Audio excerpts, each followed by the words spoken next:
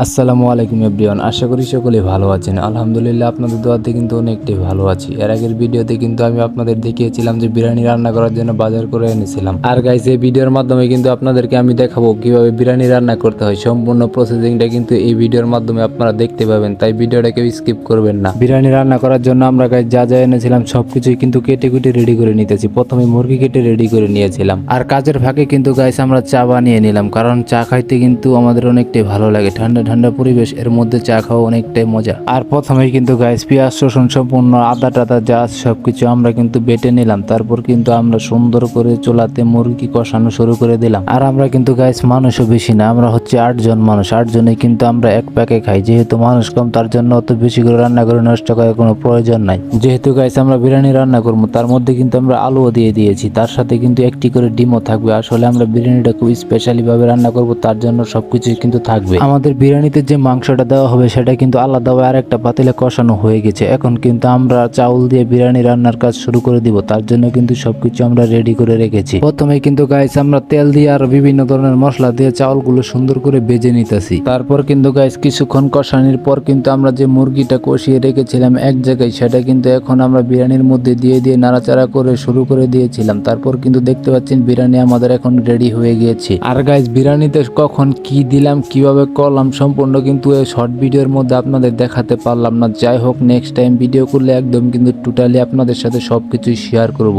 আর এখন যে আপনারা দেখতে পাচ্ছেন এটাই কিন্তু হচ্ছে আমাদের বিরিয়ানির প্লেট। যাই হোক, আমরা চেয়েছিলাম বিরিয়ানি জর্জরা করে রান্না করতে, পানিটা একটু বেশি হওয়াতে কিন্তু বোনা খিচুড়ির মতো হয়ে গেছে।